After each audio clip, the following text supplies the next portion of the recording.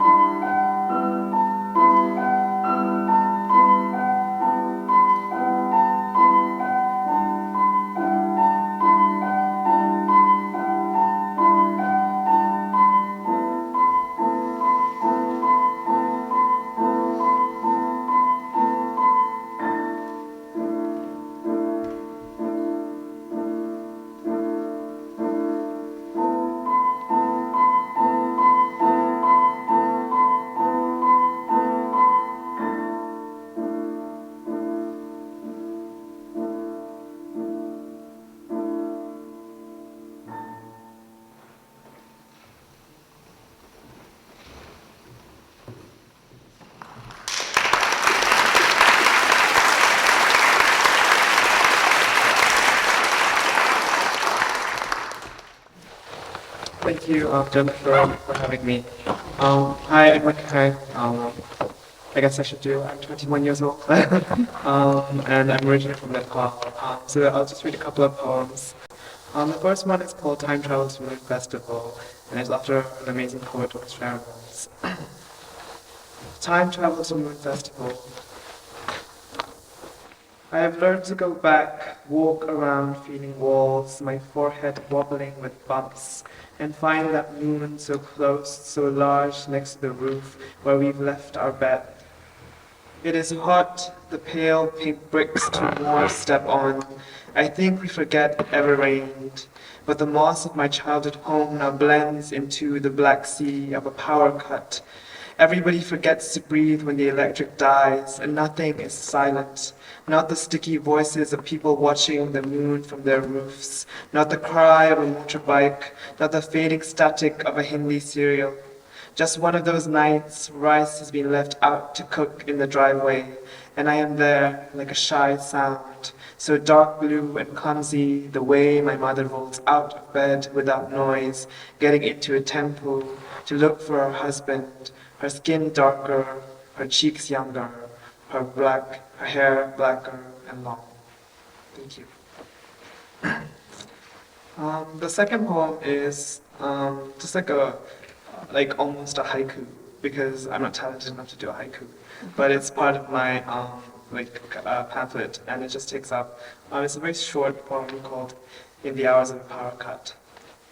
In the hours of a power cut, even fruit flies singing their monsoon night song cry for their mothers. The next poem I'm going to read is called On Kali Road, because I mainly grew up in Oxford, although I'm originally from Nepal, and I went to secondary school on Kali Road. So this one is a bit long, so bear with me, but it's called On Kali Road. On Kali Road, the sky is an aubergine.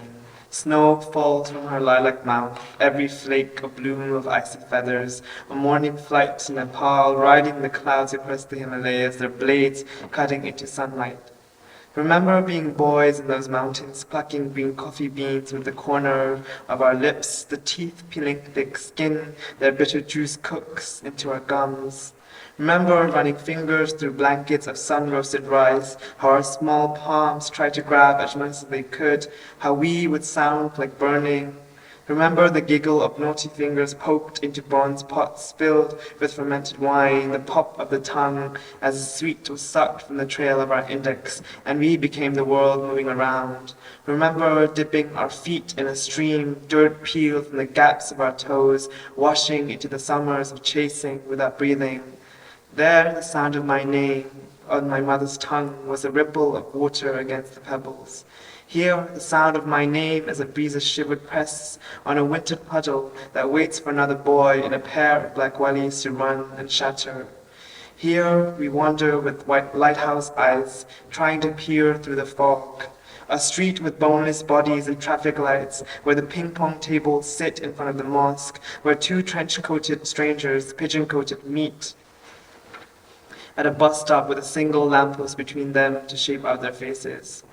I know Kali Road with all of her taste of chicken skin and olive oil dancing with burnt spices. This perfume rises from the windows of the Bengali restaurant, their indigo lettering, the Mexican place with its clay walls and silver roof. The rain here will in spring make tin music. There are the Christian girls in silver boots, cutting dumplings with steam kisses, the boys in yellow coats, their mothers with their paper bags smelling of marigold and turmeric, bright hijabs with hummingbirds, laddus and jalebis with a coating of golden sugar. Then there are the tokens from Nepal, the dust-caught cloth of saris, the triangular red flag, and radishes outside in stalls with coriander, cucumber, chilies, tangerines, all barred like animals, breathing in the Arctic air, sitting homeless, staring out into the beds of snow. Thank you.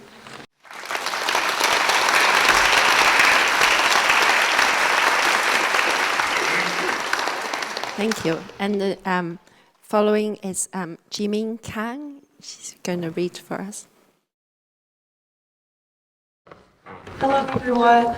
First of all, I'm really sorry for the unprofessionalness of reading from my phone, but I unfortunately was not able to prepare my story, which is entitled Some Strangers I Know Better Than Others, and it is inspired by my migration from Hong Kong, where I grew up, to England, where I'm now a master's student. Okay. Some strangers I know better than others. We only met because the stranger resembled someone I knew before I arrived in this country. His nose, really, was what reminded me. Long and curving, just above the upper lip, where I used to wipe the small crystal drop beginnings of a sniffle on a winter's day in Hong Kong. Hong Kong, where the winters are milder, warmer, like the inside of a cupped palm surrounded by skin that, exposed to wind, newly breaks.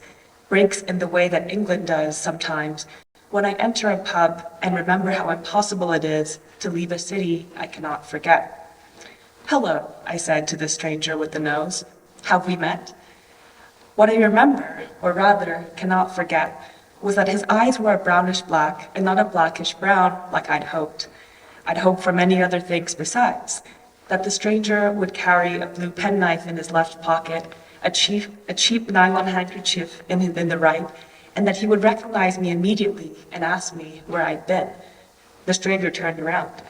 Then he pulled his hands out of his pockets and waved them frantically in the air as if we were in a film. "Where have you been?" he yelled. I jumped. He raised his eyebrows. Then we laughed because it was a joke, of course. We were strangers. We had never expected to see one another at all. I held out my hand and said my name and told the stranger what I was doing in the city we were in, and he did the same. To be honest, I do not remember his name, but I do remember the way he repeated mine as if he had said it all his life. "Cantonese?" the stranger asked. Then, when I nodded, "Hong Kong?" I nodded again, this time elated or tremendously sad. I could not tell which. They both have the same chest-rising, stomach-falling feeling. "I used to live there," he continued, "for work." The stranger was some sort of finance man, not the journalist type, as I thought, and as I pictured him typing away at his high-powered computer, I found I could not visualize him in anything but the coat he wore at the bar. It was a nice coat of a light downy brown, the color of Vitasoy, the drink I used to share with the other version of him with the blackish brown eyes and the sniffle in the nose. We would go to the 7-Eleven and reach into the icebox with the horizontally sliding door, where instead of ice, there would be hot water and a dozen clinking bottles of soy milk that we would take turns sipping on a bench in Victoria Park. Would the bench still be there? I thought. I thought of the park, the Vitasoy, the green-orange lights of the 7-Eleven, the nose. I asked the stranger if he knew what Vitasoy was. "Vitasoy?" he repeated, and then he laughed. A deep, thunderous sound, not the gentle and tinkling one I'd anticipated. I haven't heard someone say that in a while. I wanted to say that I hadn't heard someone say they hadn't heard about Vitasoy in a while, but I didn't. I just held on to whatever this man would say next. "You can find it at Sainsbury's, you know," is what he said next. "And I'm sure you've been there already." As if he knew that I had known all along. That I had just needed an excuse for him to know I was not the cliché I appeared to be, walking up to him at the bar, saying, "Have we met?" as if we were in some film and I were incredulous. Incredulous not because of the coincidence, but because I was unwilling to believe that he was someone other than who I wanted him to be. But then he said something I didn't expect. And what I didn't expect was that he would say, "What you cannot find at Sainsbury, however, is Bon Aqua. Or were you more of a Watson's fan?" He was talking about brands of bottled water, also at 7-Eleven, except in the tall fridges with the vertical doors you pulled, not slid, to open. "There is nothing more practical than a bottle of Watson's water," I replied, and he understood, and we spent a while discussing the way a friend could use the smooth, cone-shaped cap as a cup if you were drinking water together. Always together, as if you would never drink a bottle of Watson's water on your own. When I eventually returned home, alone, I filled a glass with water from the tap and drank it, brim to bottom, all at once.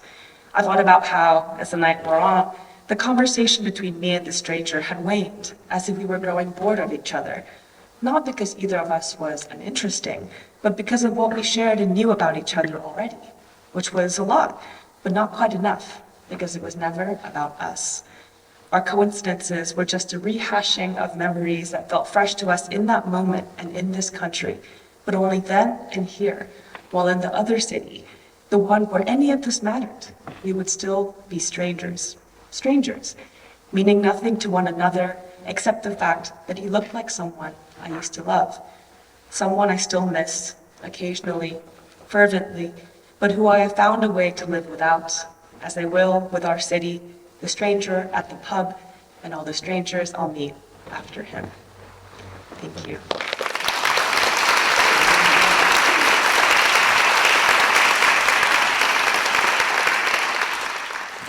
And now we have Wendy Allen.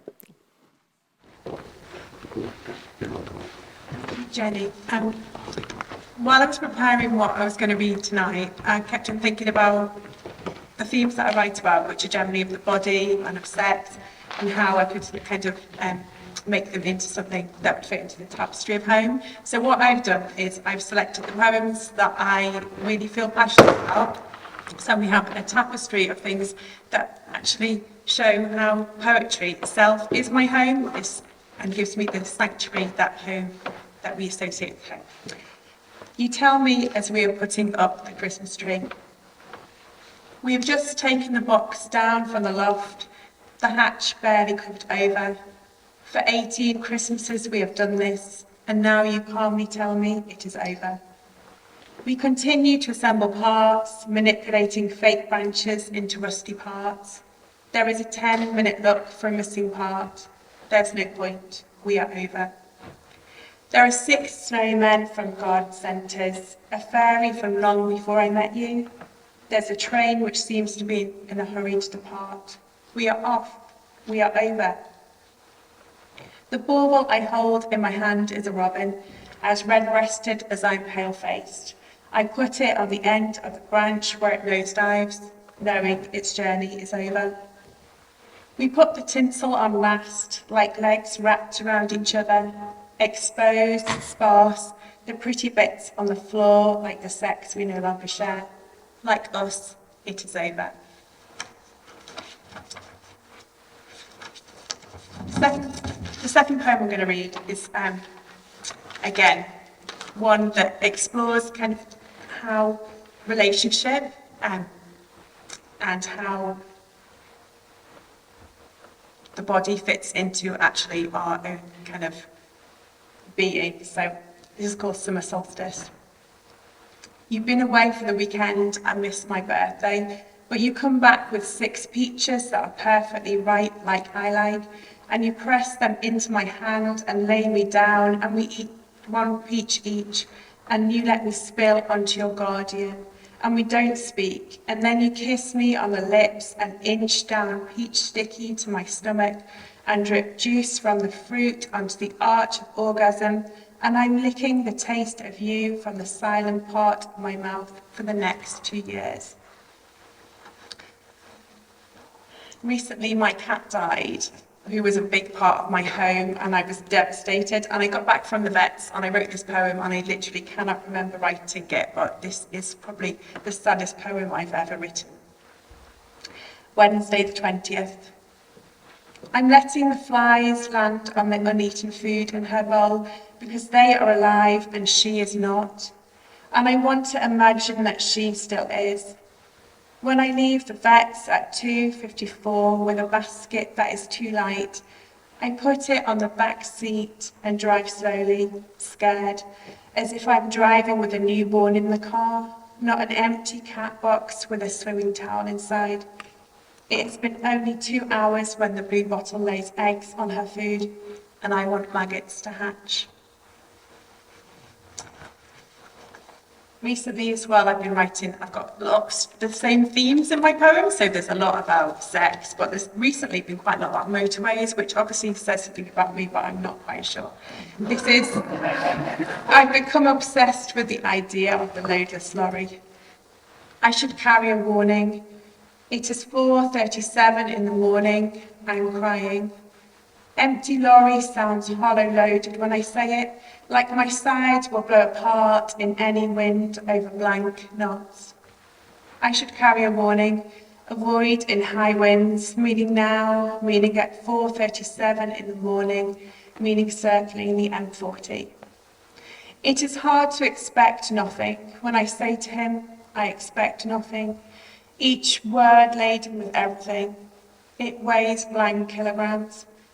I drive still-faced, inside dropping 100 foot, 200 foot. I'm stomach lost in descent. I'm not driving, I am falling. I should carry a warning.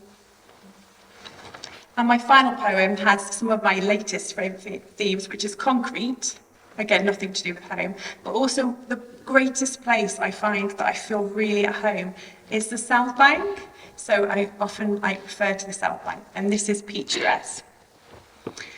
I'm wearing peach, one shoulder showing, waiting for you to arrive for blank minutes. I'm braless, nipples searching for air as they emerge from salt water. My dress is the colour of my pulse beneath Chanel jams. The tube from bank to embankment, then the walk to South Bank, to the pretty little kiosk that makes perfect flat whites, takes blank minutes.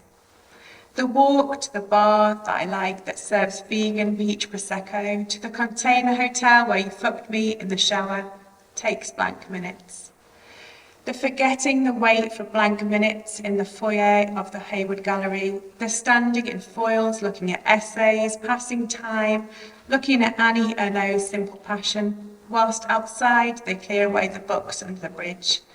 I always take photos here to send to you and edge them like a Polaroid and pretend the photo looked authentically like this. For the past blank years, I've wanted you to buy me the Susan Sontag book on photography so much that I ached like tensioned concrete. I haven't told you, I just wanted you to know.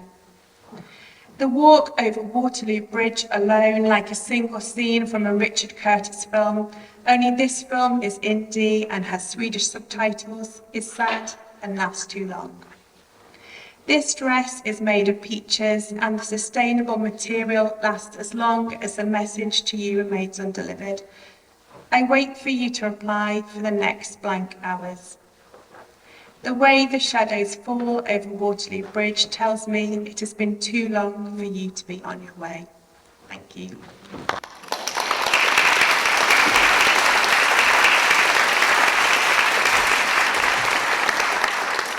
Thank you so much, Wendy. And Sylee is going to perform Ode to the Sea. And then later on, followed by the performance, there will be poetry from Natalie Perman, Melissa Evans, and Angeliki Amperiogianni. And Natalie will also be reading from To the Volcano short story collection by Angeliki Amperiogianni.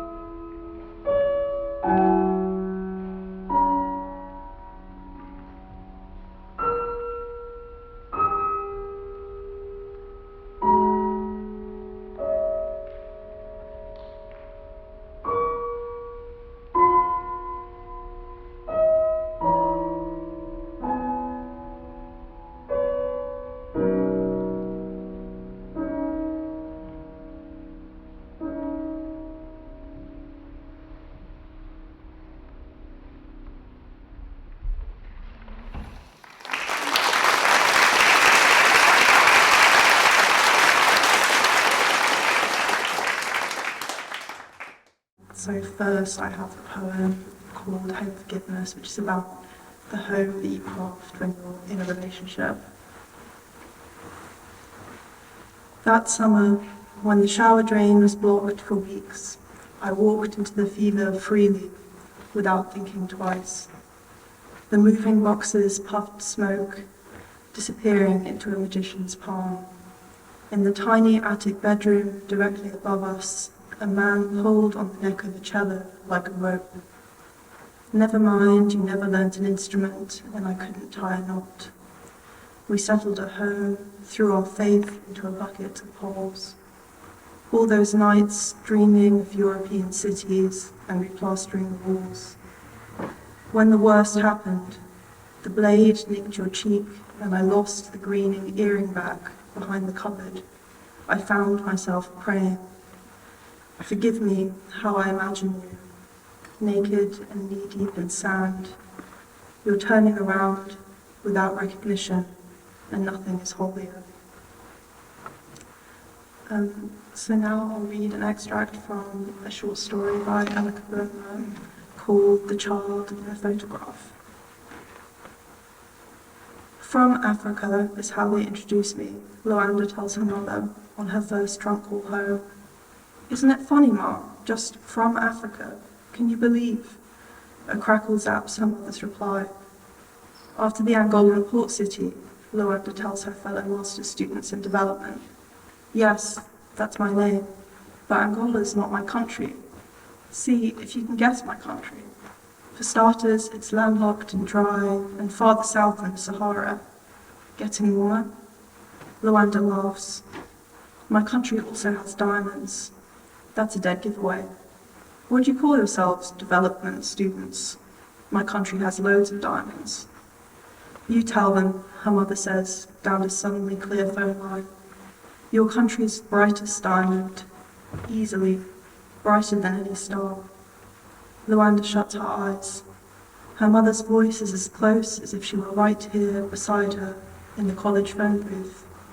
She pictures her there in the living room at home, her big thighs spread across the fake leather easy chair beside the TV. She sees the black plastic mouthpiece wedged between her cheek and her shoulder in that clever way of hers, like the PA she is.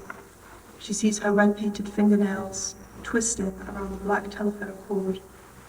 On the wall across from her mother are her own favorite framed certificates. Luanda pictures them clearly. The certificates arranged on the wall in 2 columns, her university medals and honours and essay prizes, the rungs of the long ladder she had climbed to get to this ancient stone college with its single shabby telephone booth and muddy McDonald's wrappings thick on the floor. She sees the gold embossed lettering on the certificates catch the horizontal light of the setting sun. Nothing short of a fancy sundial, her mother's boyfriend Pa once mock scolded. Look, the letters even cast a shadow. Proud of her, her mother staunchly said. A pink and white hand beats against the glass of the phone booth door. The glass is cloudy with condensation. Luanda can't see the body behind the hand. Can hardly believe it, being here, she yells over another squall of static. The other students can't believe it either. I mean, me, being here. When I walk into a room, they stop talking. They all stare. So you're educating them. No matter how ancient and clever, they have something to learn. Luanda laughs at her mother's joke, if it was a joke. She laughs the open-mouthed, pouring laugh that she shares with her mother. Ha ha ha, it goes, rasping to a close. Some days, even Nana can't tell her net laughs apart. I must go, Mom. Next time, Nana will come say hello. Sorry, Lou. She was here, but she's run off. The swallow Luanda now makes hurts her chest. The hand again slaps the door. Her mother is calling, bye, over and over again. Bye, Luanda, echoes her. Bye. Then she presses the silver next call button, and her mother's voice cuts out. She stands, holding the receiver in her hand, the dull tone purring. Thank you.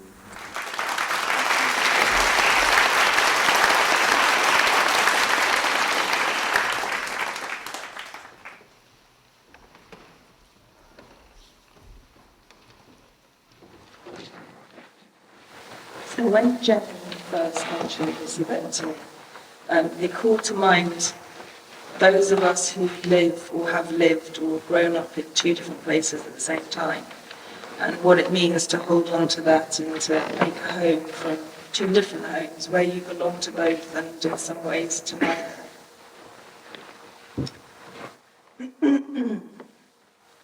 Adieu. To try and hold softness, margins, tumult, light, a flick of newness between lines of night. Hold 5 tiny years mid forefinger and thumb. Hold 2 places and tumult none. 2. Heated afternoons, my mother would chop fresh sprung tomatoes into a cobalt bowl. Some, their softest, redness margins bursting, or split long before her knife cut into them deeply. She lent them tartness, soaked spilt juices and oil into dried bread, with healing garlic, basil, absinthe, green. My teeth sank in, still milk, garlic fire, acid from Collison, fire landing sharp on my tongue. 3. Hold back night, fire the horizon imperially, bright edifices flaking colossal into olden skies, sounds of tumult, of horsehair bow maddening on melted string, string below bow, slid and slipping as the city burns. Olden skies, their flame of broadness behind the tallest Roman pines, light margins between their corrugated trunks, breathe in the throat burn of their turpentine sap. Roll their hard-leaved cones between your fingers and thumb, and lift to your face. Line up your eye with its hollows, home to spiders and mites. On winter weekends, my father would cement things, rake solid leaves with determination, tumult the ground, thick wet glass. He put on ice boots, cleated and ready to scarify, to fix, burst garden pipes and prune fruit trees until his face was numb. 5. Black hutting juts, slim tilts against smoked sun sky, lap grey ties to groins, lulling lawn thrust away, under Hastings currents lies, trudging tumult, haul, still murmur, the clank smack of anchors, long boats on shale, glint boots on sweat cars, and clear curves of glint thighs. Quivers slung, bow arms and heads gleam mid-pass below black sway sky. Marching up to battle, 1,000 thick hands tremble, entering another man's land. But now, above base gravel ground, nothing but fish, lap, tides leave, slim tilts jut against smoked high huts black. 6. Yours was the most adult, the most tumultuous rumbling I knew. No floors, walls, doors, more than the church earthquake. My hiding places shook with your firm, deep voice, the crinkle of your gecko eyes. Discuss with me my choices, never stop. I want to let you know that they worked out fine, or that they are, bit by bit. That now we talk about his young choices, in a place of shouts, question, tumult, like it is ours. Thank you.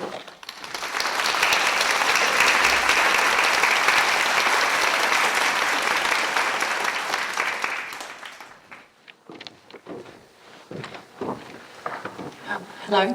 Firstly, thank you to Jenny for having me here today. I've got a couple of poems for you today. The first one, Mother-Sea, is part of the anthology, A Tapestry of Home, and it has also first appeared in Havana Poetry. I wrote this poem during the first lockdown in the UK while I was missing home. Mother Sea. If I close my eyes just a bit, the knife's edge of the land, just where the blue meets green, meets brown and dark shadows, I can almost pretend that there, look, is another cliff's edge, in another sweet country of blues and whites. I can almost convince myself that the sand beneath my feet is my golden peopled sand, where I built castles and cooked seaweed pasta soups. If I just barely close my eyes, just like that, the land is where Xerxes anchored his ships, where villagers now hang octopuses in the sun and drink ouzo in midday. The sea where I first swam, blue merging in with lilac and crystal clear. My reflection twin, mirrored in the water. I can just about see it all. The waves in front of me, just there, slowly caressing the shore, the borders of its existence, despite the racing wind. When raindrops start pouring, I allow the water to fall. I can almost pretend that this is my sea too. The next couple of poems I have are a bit more recent, where I'm just trying to figure this out as a member of the diaspora in the UK, but also being Greek. And I grew up during the economic crisis and lots of other crises that are happening right now in my country. Brown earth crumbs. Salty from the early sun, you pass, flickering windows. Some discarded dark shoes stood guard, past 9 bridges to reach. Breaking bits like soft sourdough, tight you hold your pieces. The greenish water dull, it stares at you, all sap with the language of eels. Kneeling, altar of life, how long? Your earth, brown in crumbs, a collection of wrong. The balcony, a cigarette looking in. The last one is titled Past. A country silenced behind mountains of charred trees. When our people hurt, the streets loud with the silence of their blood. Police in universities and under our balconies, slivers of us chipped off by heavy boots. The lost have names. We ask to be called by them, despite our living. We walk past St. Thomas Square, down Panepistimiou Street, towards Ammonia, elbows locked against Mediterranean. We flow down like milk squeezed from our mothers. We'll be home late tonight. Thank you.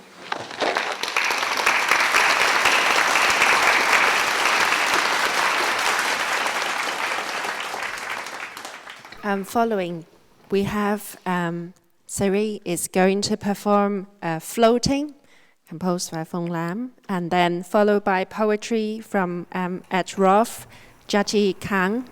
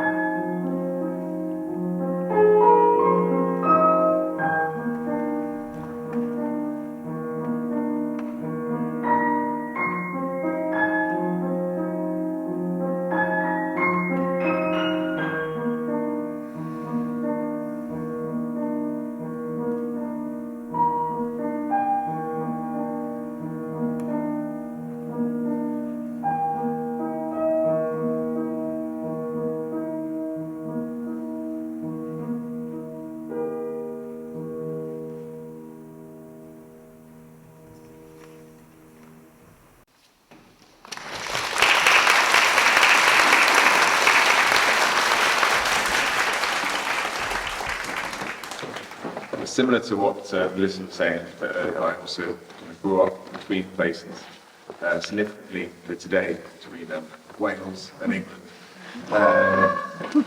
If anybody knows the school. This first one concerns finding home in between spaces, in forged memory and constants like family. Second, Severn Crossing. Suspended, cable stayed, we crossed the Severn, as we must have done in misplaced fragments of our shared youth.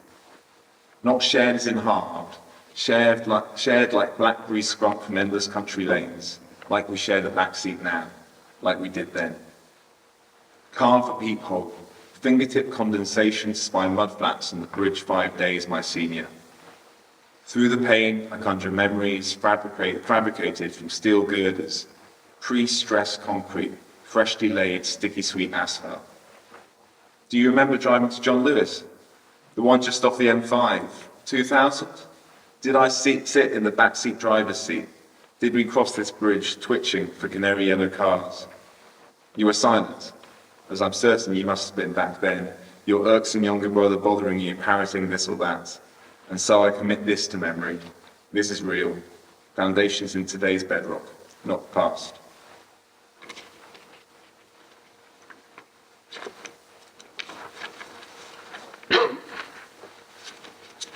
Grey blue. I meet my grandmother in the grey blue, ankles pebble flashed and jelly adjacent. Her mother is there too, a surprise to everyone since Longshore Drift took her a decade ago. My mother completes the caucus, but then she's always there. 15 summers and a few winters more besides pass since our last grey blue rendezvous, a silent sense that this is the last. Inch by inch we slug into grey blue, inch by inch it reclaims our thighs. No one says a word. Good old grey blue does the speaking we do with eyes, with rolling, thundering kindness and re-gifted time. Did we do the right thing? Someone casts. My mother's mother bites. Speak up! And the line is rebaited. We should have scattered you to the sea. Having had a couple of poems there about my sister and about the matrilineal line, it's only about we have a dad poem, I think. This is written after the magnificent Gates poem, An Irish Airman for Caesar's Death. It's one of my dad's favourites. A British poet for Caesar's death. I know that I've been idle of late. I've had the same soliloquy by Yeats, opening a tab for 7 months straight, to let it breathe and my thoughts marinate. The truth, as far as I can face the truth, is that its provenance weighs on my back, shoulders, neck, guilt, and soul. A caring thought from my father, who sought to recommend a lightning bolt of pure inspiration, a window into how he sees the world through the art and the words of dead white men. If only he knew of all the ways I have struggled to replicate the greats for his nod and smile, to feel my heart boom. If only he knew of all the ways I would love to be a dead white man too. And I thought we'd finish on a couple of poems concerning the worst and best place in any home, which is of course bed. Daybed. I've not been in bed all day, darling. Yes, you left me here, and here I am. Don't read into it. I've been up to my neck in it, in the clouds. Body cascading limply, stilted precipitation that falls to soak every inch good and proper. I saturate you through to your copybook skin, undeclared baggage packed by someone else that unnoticed takes you over the weight limit. Lie with me today, my statue, sleeping lion. How I admire your ability to turn the music off and phone pubs to check if they're showing the game. I could never ask for help, not even yours, that you saved up, spruced up, and tied up in a bow. Chin up, right the way up to the roof, where we spent all just feasting our own Van Gogh, until you worried that I might chop an ear off. I won't be here for long, I promise. Forget about me like lost hours when the clocks change, student debt, my aunt's name, the rules of backgammon. I'm here for you physically and literally. I'm trying, I know, but it'll all be over soon. Swept away along the blossom from your exposed bedroom floorboards. I'll miss your face and all the things I could do to it. Smile once more. It's morning. I'm dropping off. And lastly, a little cheery one, BST. Often the first day of spring remains years away, and with relentlessly lengthening days, the distance only grows. In your unique midwinter, you strain tired retinas to see the wood for the trees. Moving the hour hand forward becomes a myth to pass on to each new generation of yourself, born to frost and misery and photogenic breath. Then, one January evening, without reason, you close your eyes, willing sleep, but open them in a blink. You find yourself sculpted by a sweat-soaked cotton sheet, pajamas discarded on the floor, and you're conscious that it's the hottest day of the year. You lost an hour of sleep many months ago. Your friends want to meet you in a beer garden later. It's suddenly safe to go outside again. Thank you.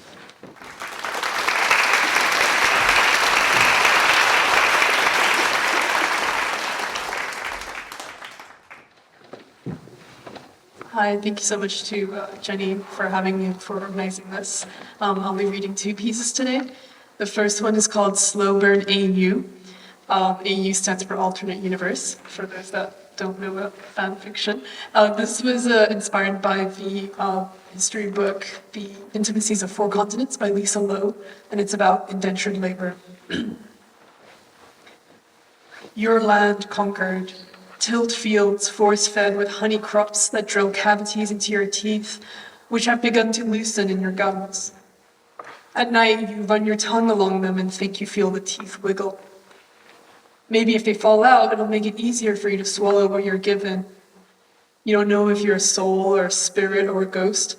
All you know is that you're being peeled away from the thing you haunt, like the white skin that stretches over hot milk. Landscape shifting, wilting, throwing up, thrown away. I'm an indentured laborer who does not speak any language except that of your soil. I sit with a bowl of water in the mornings and try to make things float on the skin of the water, like I see insects do. On my passage here, I almost died. I almost shot my life right out of my ass. But I didn't, and now I'm here making you fertile, coaxing sugar out of you. It's weird that I seek you out at night. Others run in the opposite direction, away from the plantation. After many moonless nights, you let me lie in your embrace. It's not out of kindness. It's because I dug a hole. I get you in my nails and in my mouth, and we start to talk to each other. We talk about who we're going to be when the future returns. We talk about ways to act without acting, stasis as substance. I ask you if survival is something I should want, and you say nothing because you think you've begun to like me. We grow our bodies. You develop a thrush and then a wildfire. The flames are bigger than ships and sail faster. When I die, you cut me out of the world and replace me with silence. I become a soul or a spirit or a ghost, whatever it is or not. A poltergeist. I wreck things. We marry. And this next one is actually a poem that I wrote in Jenny's workshop that was built around family photographs. I was looking at this tiny black and white snapshot of my mom as a baby, taken in a studio in China. And the title is Jingyuan, which means source of Jing, and it's just the name of the photography studio, which is the only text in the photo. Maman as a baby looks like a boy. Arms at her sides, feet shoulder width apart, a hat between her hair and the sun. Her nickname was Little Dog. It's what her grandmother called her, the same grandmother who brought her to a studio in Taiwan to have her photograph taken, stood her there and told her not to move, arranged her scarf to fall in front of her padded winter coat. She could be my little brother, her second-born, who has always hated even the concept of having his picture taken, would jump in front of the lens or pull a face, marring the memory.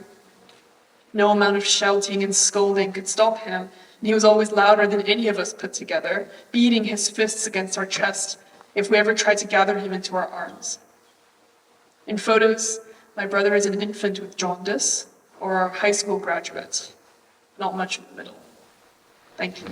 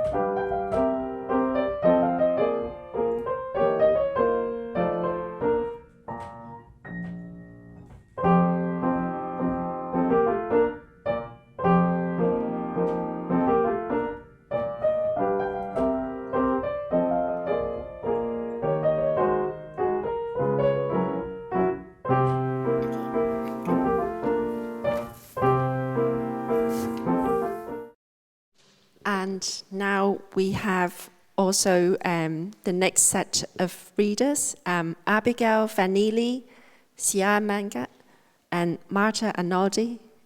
Marta is also going to read for Patrick McGuinness, who cannot be here. He has a piece, he has a poem called Little Anthology of Endings. Hello, Abigail.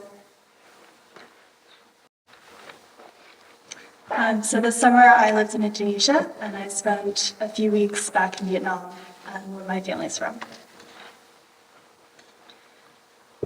A relative reported that the Tran clan reunion would be on August 31st. Nhi Tran asked his daughter to fly him there to Dinh Nguyen so that he could be there. He would spend the entire month in Vietnam, the place where he had lived his first few decades and wished to spend his last. Nhi's wife, Bai, complained about the demanding travel until the ticket was booked, wheelchair service included. Once it was too late for her to accompany him, Bai began to complain about her desire to go home too. In the only air-conditioned room of his nephew's house, the one he had paid for, Nhi laid in wait for festivities to grab hold of the village, where nearly everyone was a Tran. Each day, Nhi submerged the wrinkled dragon tattoo he had gotten on a past trip home in the ocean, allowing sharp fractions of blinding light to further distort it. For most of his life, Nhi's eyes had reflected the black shared by all his relatives. Now, they mirrored the milky seafoam blue of the water red lapped the shore. After bobbing in the waves for an unimportant amount of time, Nhi gingerly padded back to his room. The sand baked by Vietnam's summer heat was always hotter than even the cement outside the house he and Bai now shared in Arizona. He rinsed off the sea salt clinging to his tattooed torso with pink plastic buckets of water. He readjusted his row of balled-up tube socks, wireless iPhone charger that never worked, and AirPods that were never used. Nhi was hard of hearing. Then he locked the door and lay down again to rest. On August 31st, Nhi was told that there would not be any reunion festivities. He should wait for tomorrow, when the more immediate family would gather. That night, Nhi shared a hotel room in Hoi An with Dinh Nguyen's touristy counterpart, with me, his American granddaughter. We were unable to coordinate a meeting time because Nhi had forgotten his iPhone in the village, which made no difference because he had refused to buy a SIM card. He also could not read the small font of the messages sent to his iPad, which made no difference because he did not realize it offered the same functions as a phone. Nhi woke first, drawing the curtains and announcing it was time for breakfast. It was 5 a.m. He then waited in the lobby until his nephew arrived to pick him up. The hotel staff tried to wait on him, but Nhi would not speak Vietnamese to any non-family members in Vietnam. The staff spoke English, but Nhi's was too broken for them to understand. Our trio ate breakfast surrounded by white couples in the hotel dining room. Twice, Nhi's nephew was slapped and reprimanded. Once for attempting to return his dirty plate to the kitchen, and once from picking at his teeth without shielding the offended toothpick from sight. You don't do that here. As Nee left the table for another chicken sausage, my cousin had something removed and I sat silently, unable to speak to each other. I imitated our 84-year-old companion, who refused to move the turtle shell of a backpack strapped to his small frame, even while seated, and my cousin released the giggles he had been suppressing. We then drove to a deserted lot. Its regions not yet covered by cement were populated by scraggly bushes that dared to peek their heads through the sand to bear the 104-degree heat. Dusty advertisements for a new resort hung limply to a chain-link fence, no breeze to share the dirt off them. This was the Tran Clan Temple. Nee had paid to relocate it 3 minutes away from its original location when developers claimed their land. The cement temple wore a gong and a drum as mismatched earrings. Gaudy paintings of a boat and a dragon weaving through murky puffs of trees and too blue sky colored the slay-gray walls. There are 3 altars.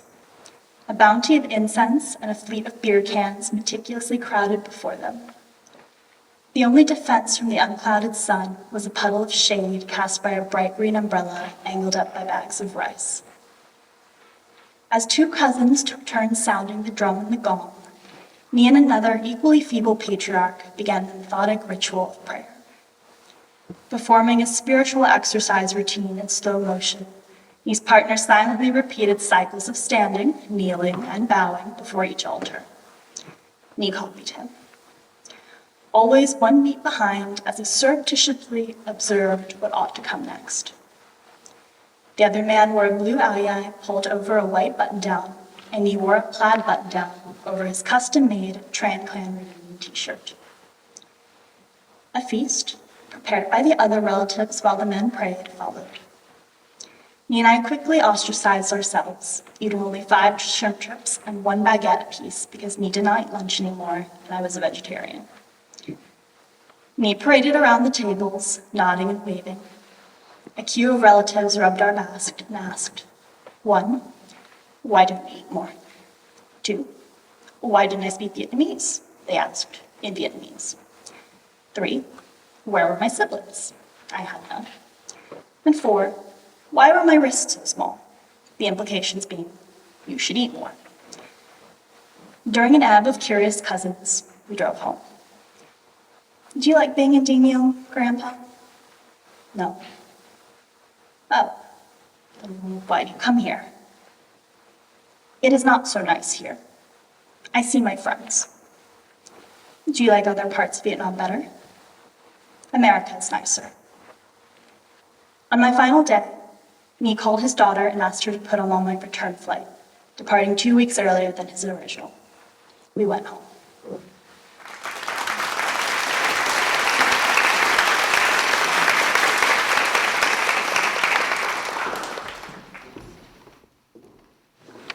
Hello everyone, I'm Marta. I also would like to thank Jenny and everyone who listened today. I don't know why I'm writing to you, Ithaca. In the end, everyone has spoken about you. Your voice is a dream, digging up ocean depths. Lotus, hibiscus, lilies, dates, mimosas. Exotic city, yet ever vigilant, like sorrow. Subterranean city, city of subterfuge, wild and wandering, like the sea. I'm afraid of the language you speak, because all that is invisible remains. And if the language cannot be seen and cannot be touched, the alphabets remain like tombs. It seems the more you speak, the more you become foreign. My land and my exile. Sea full of hidden rivers. I don't know why, but I'm writing to you still. Translated from the Italian by Rainer van Straten. This is the first poem of my first poetry collection, Ithaca. And the next two poems are also taken from this poetry collection, which I wrote back home in a small town by the French-Italian border by the sea. Nuvole, clouds. I know not if my house shall have windows. Maybe the windows they make a face. Foreign city, a raft of shadows, and the curtain billows in the sun. For now, smoke blows through everything. Translated by Stephen Roffe. Ithaca è una persona. Ithaca is someone. Ithaca is you. An alphabet I know not, that you may not die. Language without end, eternity, issued from a single word. The language I speak, the language I am, we are lads in the languages of God. Eternal is the language in which I give myself to you. Translated by Stephen Roffe. The next poem is very short. It's taken from my most recent poetry collection, Intraducibile, Untranslatable, published in 2022. I read Italian first, it's very short. Per tradurre ho smesso di guardare fuori, per portarti dentro. To translate, I stopped looking out to bring you in.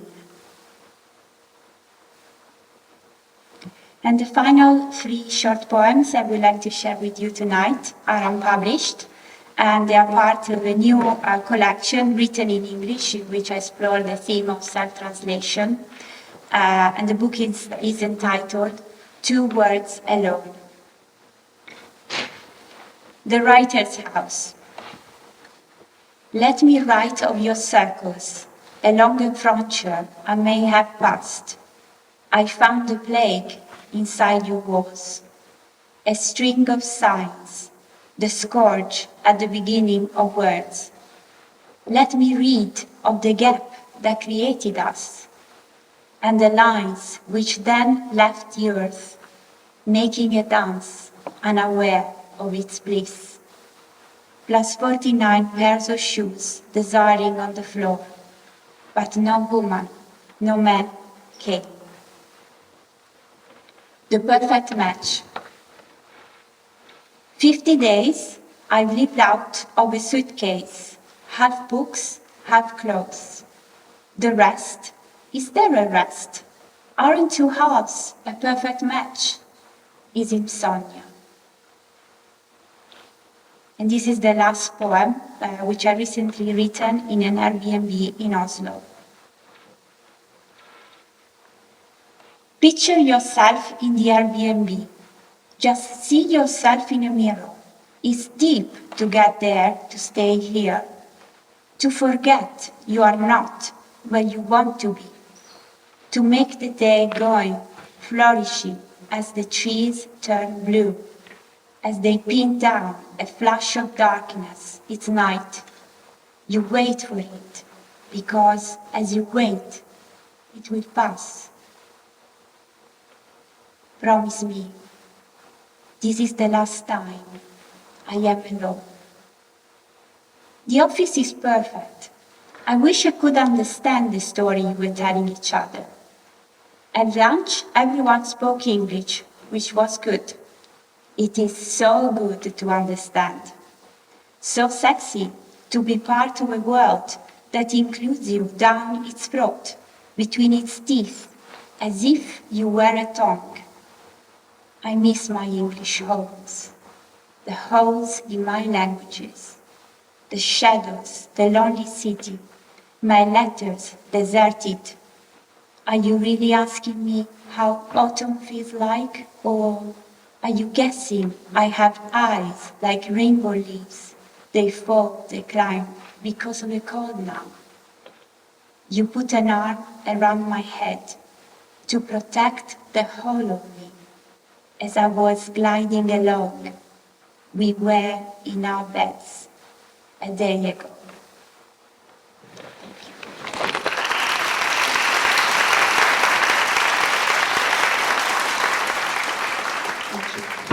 and I read a poem by Patrick McGuinness, Little Anthology of Endings. You leave, but you are still snagged in it, all like a shopping bag in brambles. You leave and think you've escaped with your life, but quickly realize it's your life you left behind.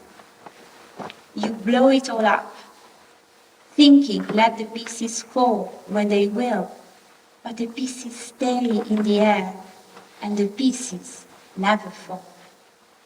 You live in the night, and you are leaving a small town where everyone knows what you've done, but which you'll have to pass through again soon enough. You leave, and the rear view mirror shows you a family running from a burning house, and the house is you.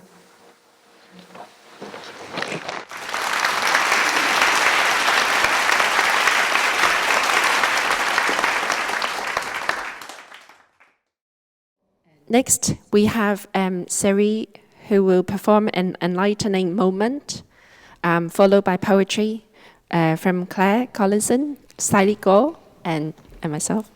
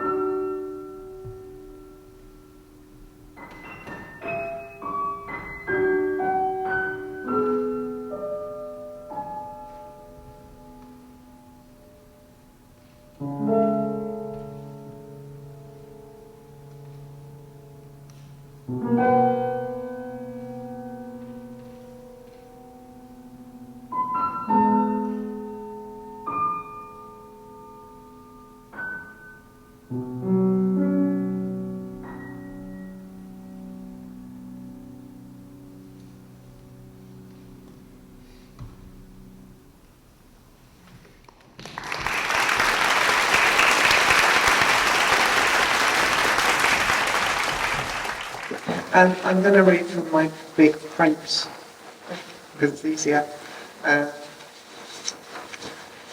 This is the one that's in the anthology. The ghost of your mother is waiting for you in arrivals. You see her through the window, the plane still taxiing, the seatbelt signs not yet extinguished. She's on the roof terrace they closed when they were modernising, but she won't know that. Wearing the dress she bought in Peter Jones so long ago it's back in fashion. She's excited to see you. You can tell from her body language. She waves, knowing you'll spot her. She will no doubt know others who are meeting friends and family, and she'll have told them, I'm meeting my daughter. You will never again be as looked forward to as you are now. Whoa.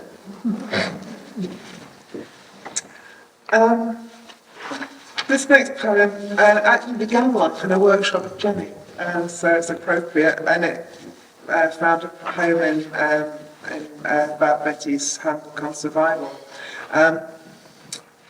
I was heading to Birmingham with my sister last week on our way to visit our dad in hospital. And I was telling her I was coming tonight, and I said, "Oh, I'm going to read that poem about your first period." And her face. I hadn't actually mentioned to her until that point that there was such a poem. Okay. Premonition. When your sister begins to bleed, you will both be in Sweden with your ill-equipped father and panicking stepmother. You won't go on a planned day trip because you have an upset tummy. At this moment of your sister's first period, this is just coincidence, or not even that, it's simply unrelated. The son of the Swedish family who is meant to be keeping an eye on you is maybe 20 and has a girlfriend. You will literally not know where to look as they kiss for an hour in the kitchen. Their home is open plan. You'll find a tea towel with an illustration, a map, small animals. Fix your attention on that. When you begin to bleed, it will be on a Sunday. Shops will be shut. You too will be with your stepmother in her converted bungalow. Church bells will ring and she will improvise with her own baby's nappies. She will think it preposterous that she has to deal with this twice. She will see it as an appropriate thing to tell your father, to make a cake about. This will bewilder both of you. The cake is made from a sachet, decorated with an angry spiral of gold balls. And I'm going to finish with one that's in my pamphlet, Placebo, and it's called Pendant. Bang on tread, the tiger's eye, warm oval of lickable caramel, wood-striped, a sauna set in silver, dangling between your breasts. Sprawled on the new bed you share with your new husband, watching you dress, I swing the silver back and forth, an altar girl, hypnotizing myself. Drop the lozenge on my forehead, and I'm Wonder Woman. I pull the cool chain onto my eyelids, link by link. I can hear you shuffling coat hangers. Can I have this when you die? I ask. Thank you.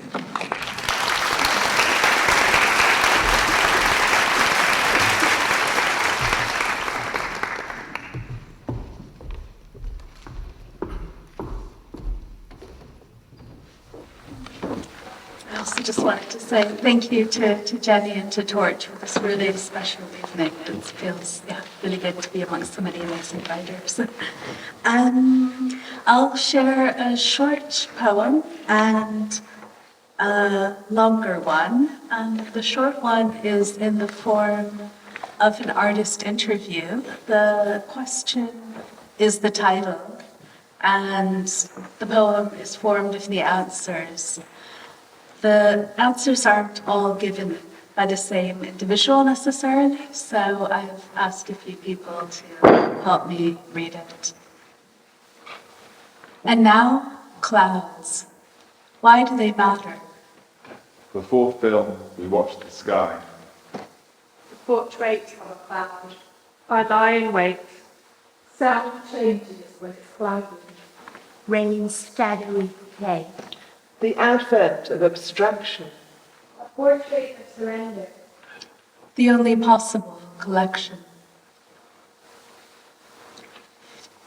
So the longer poem I'd like to read is from a collection I actually wrote at Oxford called Cloud Archive. It revolves around photography, migration, translation, and came a bit out of a translation I did for Berlin's Photography Museum, which is about the history of the cloud in photography, starting with the actual clouds in the sky and ending with the cloud, which lives on servers and is full of memories that we photograph and rarely look at.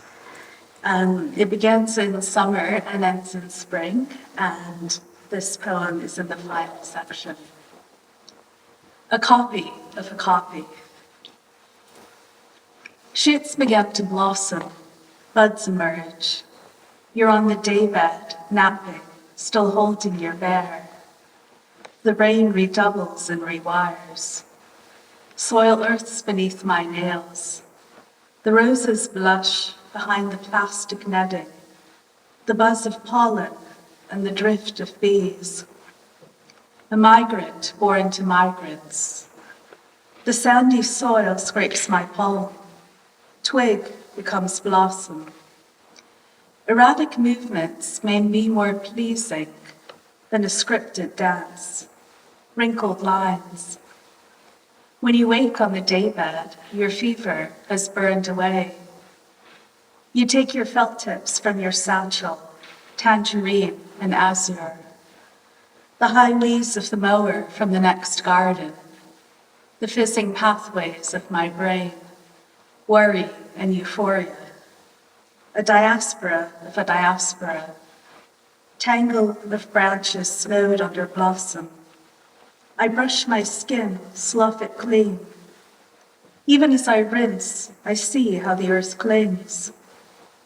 You draw a starry-eyed woman in mustard and teal.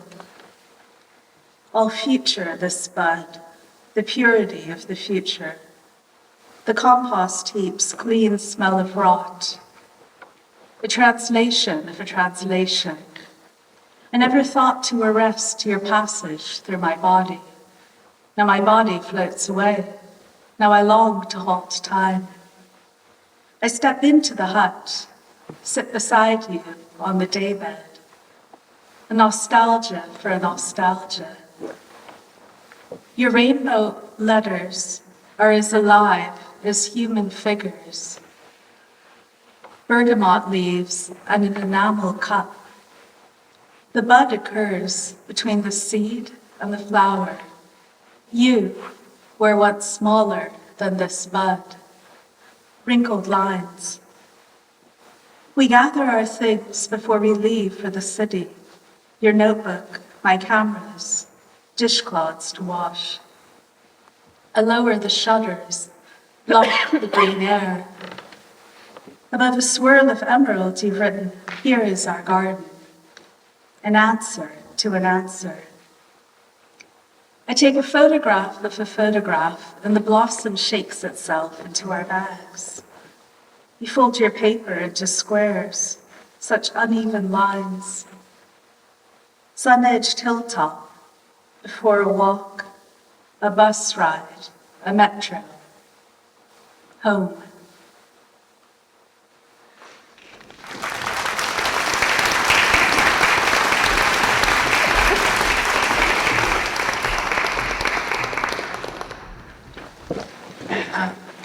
Thank you, everyone. Thanks for such moving poems. I'll share a few poems here as well. This one is in the form of vignettes and detail my kind of journeys when Hong Kong was handed over to China. 1. I remember how much I loved sitting at home with Mum on the sofa, watching night after night Keigo and his love for his music fan Masaki in God Please Give Me More Time. It's a heart-wrenching movie to see the lovers standing there in torrential rain, helpless in their love for each other. We call this bokeh, watching Japanese soap opera endlessly. This obsession is not just ours. Around 7 or 8 each evening, the families in Hong Kong were mostly in their homes, enjoying bokeh one way or another. So it's 28 degrees outside, even though it's no longer summer. I can't believe it. It's just 1 year after the British left. There's a lot of rain on the day they left, lots of tears shed in the ceremony of 2 flags, one raised, one lowered. You know what? You can no longer post a letter with a stamp showing the Queen's face. There are other things besides.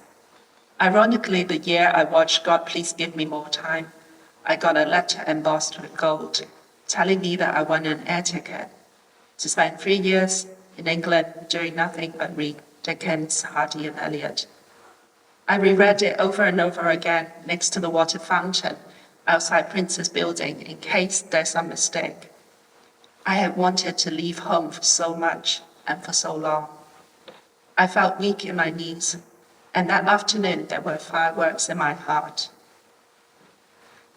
2. That year, my mother's childhood home on that distant mountain became a story. You trace on the map the name of a new town, Gangland. What happened to my grandmother and auntie happened to the rest of them. Those who thought they would never leave the country, but they did. Those who boarded the ship decades ago, some who took the risk and stayed on board, dreaming going to the Golden Mountain. Some settled down to this city or to Taiwan. What happened to my grandmother's little house with its zinc roof, a village dwelling built brick by brick, and their dog Ho Xiaogou, so loyal, facing the greenest slope etched with the 5 Chinese characters that I won't tell you. 3. To have lived through 1997 as one of the millions who watch it on TV in the city where it all happened. That song called Sunset was played for the last time as the British ships left the harbour. They said today is a day of celebration, not sorrow, but a celebration for who?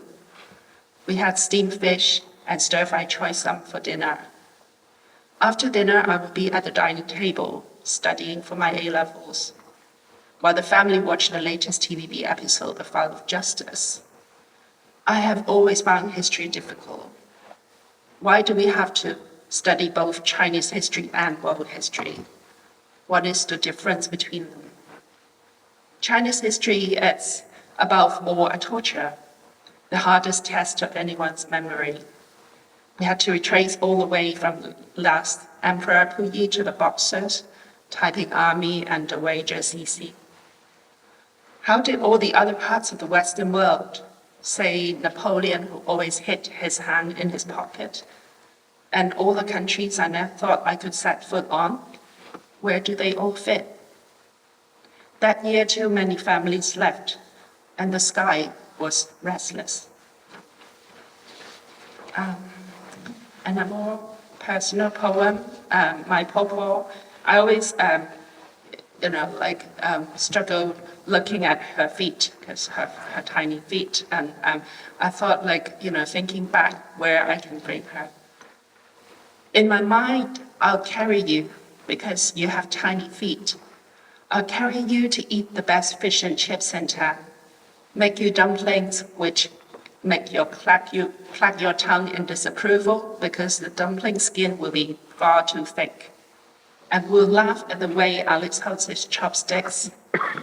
I'll bring you to meet his family, and they will welcome you with their homemade chorizo and pretzel facial dishes. Teach you how to say obrigado and manuko. I'll carry you to see Big Ben, turn the clock backwards like Mary Poppins surely can. I'll carry you to Diagon Alley where Harry and Hermione will emerge any minute with their owls. I'll carry you to Hyde Park, and you've never seen, never fed or sworn.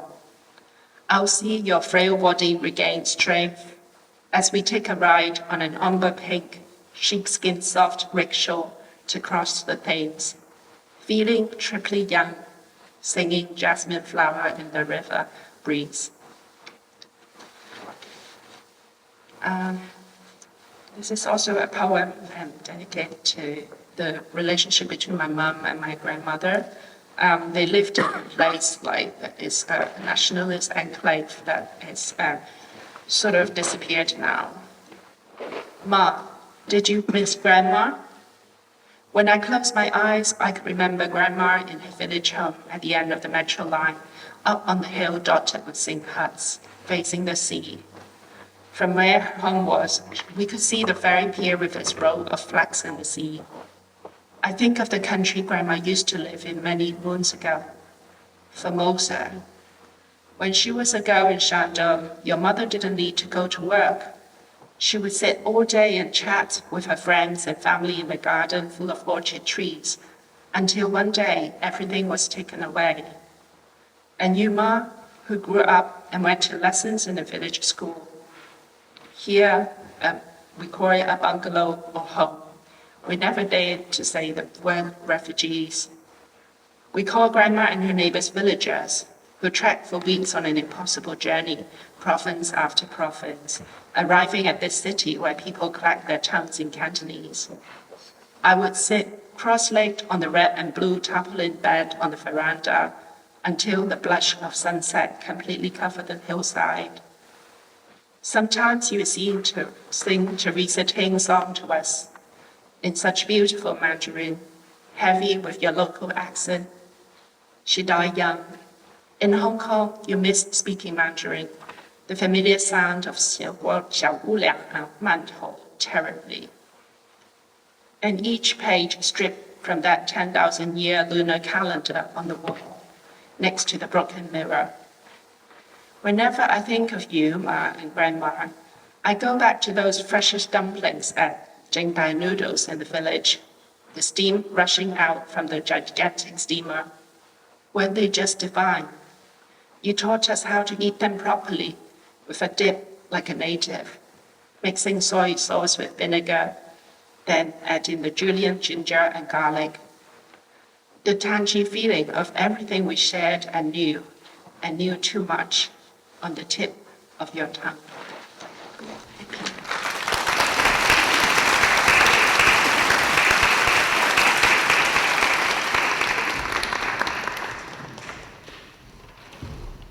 We have our last performance piece by Sylee, composed by Phong Lam, called Nocturnes.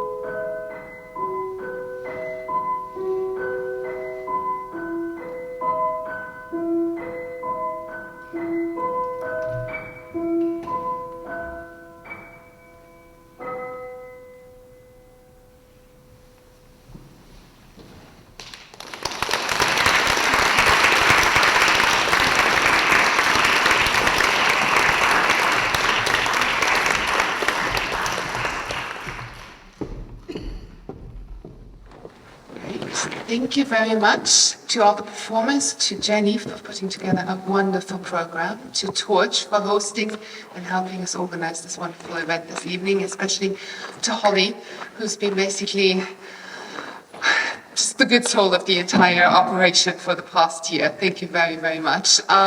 Two things just for your attention. The first is there is the anthology for free, if you would like to take along a copy of the anthology that Jenny and the team edited. Some of the poems that were read out here, but also many others. Also some artwork, so it's a wonderful anthology. So that's the first note. And the second note is that in the next couple of weeks, we will be taking live basically an online digital anthology of artworks, creative writing, as well as poems on the topic of home, which will become available on the Torch website. It is looking wonderful behind the curtains already, so the curtains will be drawn open very soon. And so please do stay tuned, and Jenny, I think, will be on her Instagram and her other social media channels making this announcement. So please stay tuned via Jenny, via Torch, and thank you again very much for coming this evening.